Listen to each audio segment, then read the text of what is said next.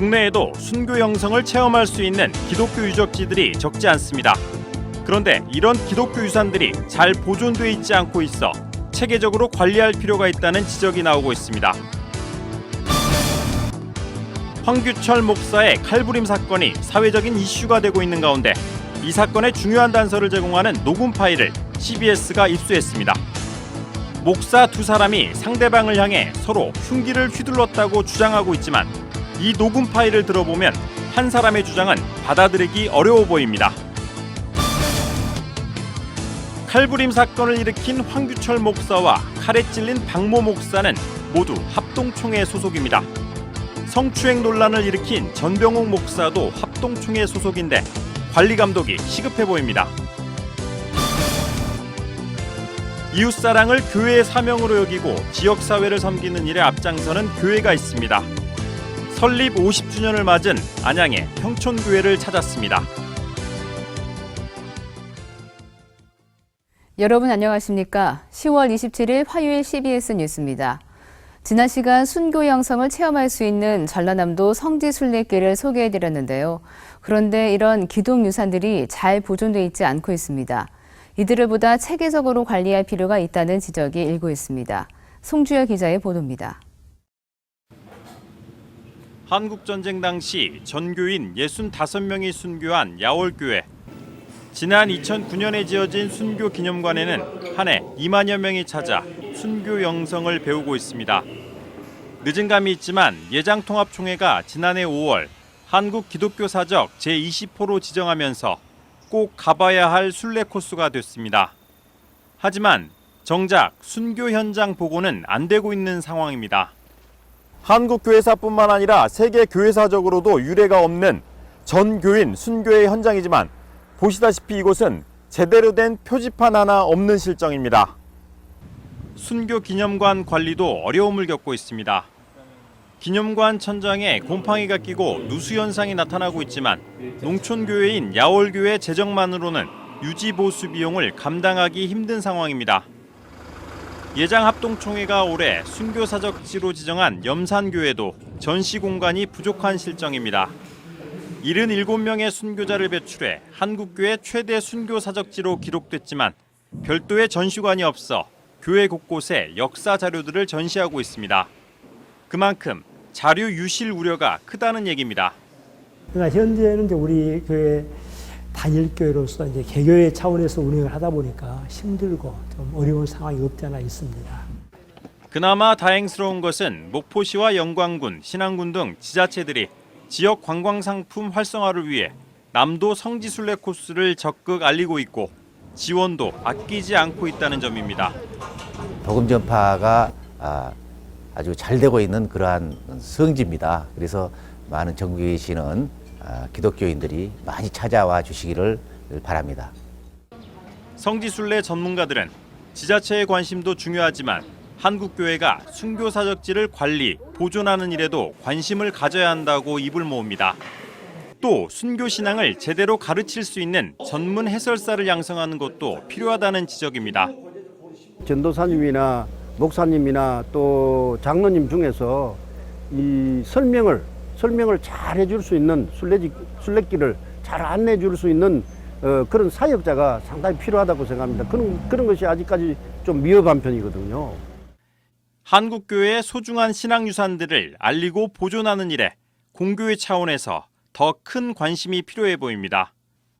CBS 뉴스 송졸입니다.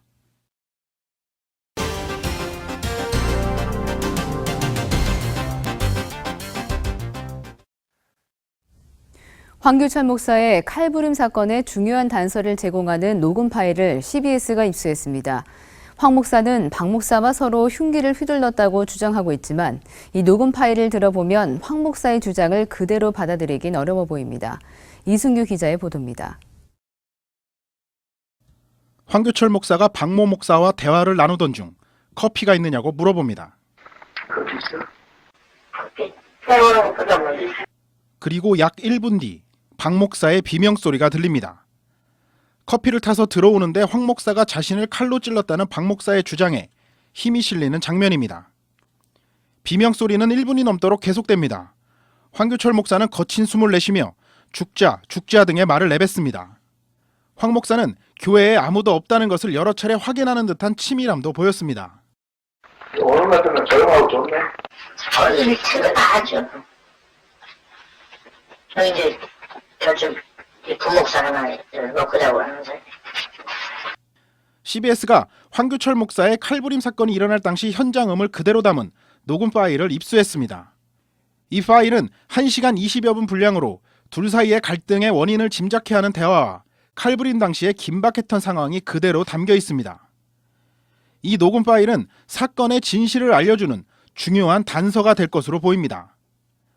황 목사는 칼은 단지 위험용으로 가져갔을 뿐인데 박 목사가 먼저 자신을 찔렀다고 주장하고 있습니다. 하지만 녹음 파일을 들어보면 황 목사가 박 목사를 찔렀고 이후에 자해를 하는 듯한 정황을 읽을 수 있습니다. 박 목사가 황 목사에게 죽지 말라고 다급하게 소리치며 황 목사를 말리는 장면이 등장합니다. 말이야잖아. 말하고도 안 된다니까. 왜 이리 안 된다니까. 가만히 있어.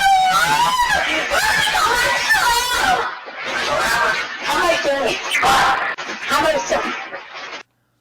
한편 황규철 목사와 박 목사는 중환자실을 벗어나 일반 병실에서 치료를 받고 있습니다. 경찰은 두 목사의 상태가 좋아지는 대로 정확한 사건 경위를 조사할 계획입니다. CBS 뉴스 이승규입니다. 칼부림 사건을 일으킨 황규철 목사와 칼에 찔린 박모 목사는 모두 대한예수교 장로회 합동총회 소속이었습니다. 성추행 논란을 일으킨 전병훈 목사도 예장 합동총회 소속입니다. 왜 자꾸 이런 일이 일어나는 걸까요? 교단이 자정 기능을 잃었기 때문입니다. 조혜진 기자의 보도입니다. 예장 합동총회는 황규철 목사 칼부림 사건 직후 발표한 입장문에서 두 목회자 모두 교단을 탈퇴한 이들이라고 선을 그으면서도 사건의 진상을 조사해 조치를 취하겠다고 밝혔습니다. 교단을 탈퇴했다고 해서 해당 교단의 책임이 없어지는 것일까? 사태가 이 지경까지 이르게 된 원인 중 하나는 예장 합동교단이 문제가 있는 황 목사를 계속 감싸 안았다는 데 있습니다. 황규철 목사는 지난 2011년부터 3년 동안 예장 합동교단의 살림을 책임지는 총무를 지냈습니다. 총무라는 직책에도 불구하고 정기총회 현장에서 가스총을 꺼내들어 충격을 주기도 했던 황 목사에 대해 교단 소속 목회자들은 사퇴하라고 강하게 요구했지만 정작 교단 측은 황 목사에게 벌을 주긴커녕 비호하기에 급급했습니다. 결국 황 목사는 3년의 임기를 다 채우고 퇴임할 때는 약 4억 원의 전멸금까지 받아갔습니다. 게다가 그 후에는 한 노회의 노회장까지 지냈습니다. 또 하나님의 법에 위배된 일이 일어난다면 총회가 분명하게 치리를 해 주어야 건강한 총회가 되고 또 다음 목사들이 경각심을 갖고 바르게 가야 될 텐데 총회가 이런 문제에 있어서는 매우 미흡하였다.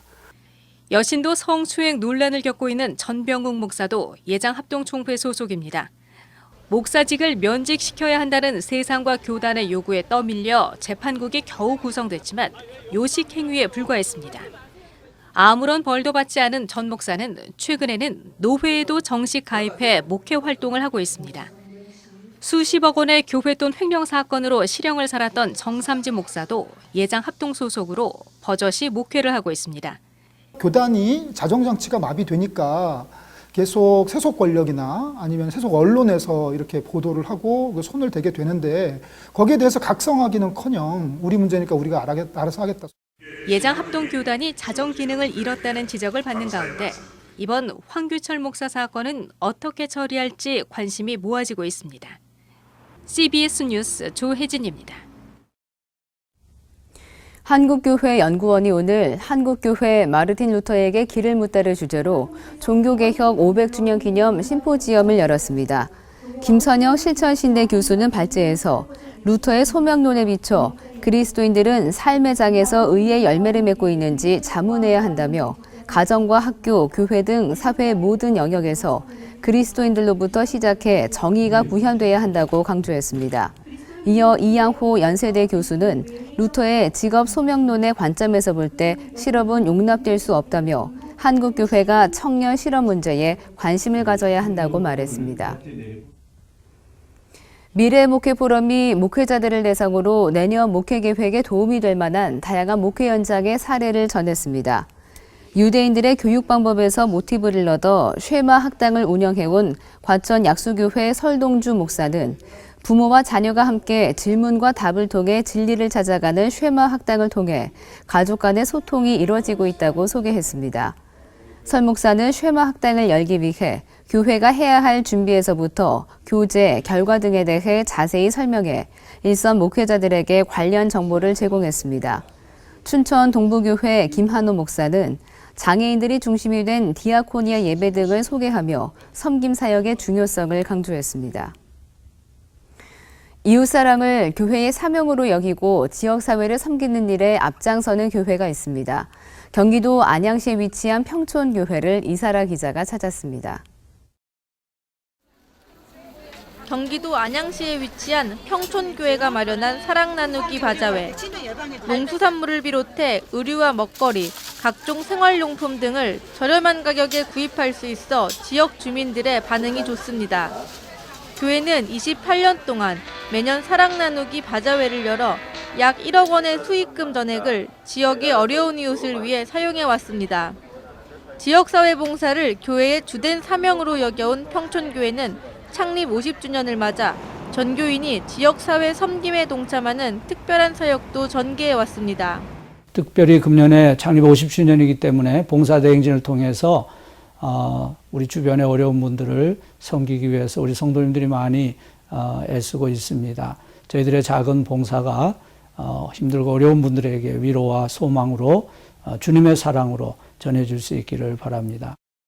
평촌교회는 창립 50주년인 올해를 봉사의 해로 선포하고 청년부터 장년까지 전 교인이 지역의 노인복지관과 아동일시보호소, 요양원 등을 찾아 지역사회에 도움의 손길이 필요한 이웃들을 돌보는 봉사 대행진을 펼쳐오고 있습니다.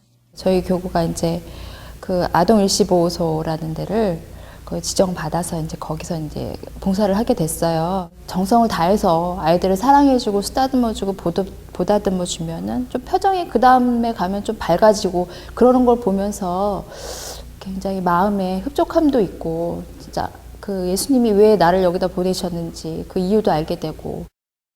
봉사 대행진에 동참한 교인들은 하나님의 은혜와 사랑을 깨닫는 시간이라고 고백합니다. 저희들이 하나님께 받은 사랑을 기억하고 또 그것을 실천하는 것이 저희들이 하는 이러한 몸짓이 아닌가 싶어서 열심히 했는데 그 받으시는 분들께서 감사하다고 말씀해 주시고. 평촌교회는 앞으로도 사회 선교를 통해 지역사회를 돌보는 일에 앞장서며 예수의 사랑을 나누는 일에 힘쓸 계획입니다. CBS 뉴스 이사라입니다. 초교파 부흥사단체인 사단법인 한국기독교부흥협의회가 어제 제47회 정기총회를 열어 경기도 일산 든든한 교회 장향희 목사를 대표회장으로 선출했습니다. 장향희 목사는 취임사를 통해 부족한 사람이지만 한국교회 부흥과 발전을 위해 최선을 다해 열심히 섬기겠다고 말했습니다. 기독교부흥협의회는 새벽기도 운동과 학원을 통한 필리핀 선교 등에 힘써오고 있습니다.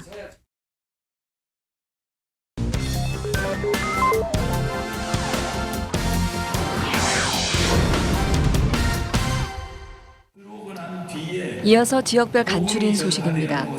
종교개혁 기념주일이었던 지난 주일날 전주 제자교회가 국사편찬위원장을 지냈던 이만열 장로를 초청해 기독교 역사 특강 시간을 가졌습니다.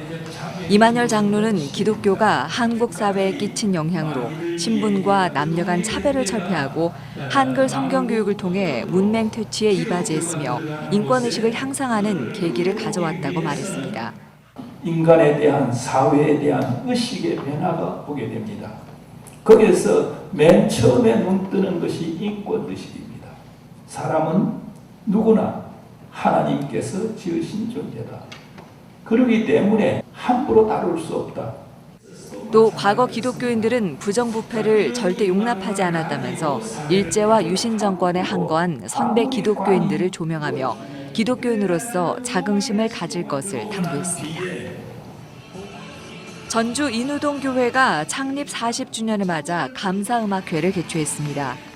하나님께 감사와 영광을 돌려드림이 그 목적이고 또 이 일을 통해서 우리가 하나님의 살아계심을 또 많은 사람들에게 알리고자 하는 그런 목적도 있습니다. 인우동 교회는 40주년 기념 행사로 지난 3월 베트남에 선교사를 파송했으며 다음 주까지 전교인이 직접 쓴 여호수아 편 성경 필사본 전시회를 마련합니다. 기독교 가치관을 바탕으로 설립된 NGO 월드 휴먼 브릿지 대전 지부가 다문화 가정에 대한 편견을 극복하기 위해 걷기 대회를 열고 다문화 가족과 유학생들에게 장학금과 항공권을 전달했습니다. 다문화 가족 유학생과 함께하는 워크투게더라는 제목으로 열린 축제에는 6천여 명이 참석해 2km를 걸었으며 필리핀과 베트남, 캄보디아 등 각국의 춤과 음식 문화를 경험하는 다양한 행사도 함께 진행됐습니다. 대전 송촌장로교회가 권사 안수 집사 임직식을 갖고 주님의 충실한 종으로서의 헌신을 다짐했습니다. 10명이 장로 안수를, 45명이 권사 안수를 받는 등 모두 165명이 직분을 받았습니다.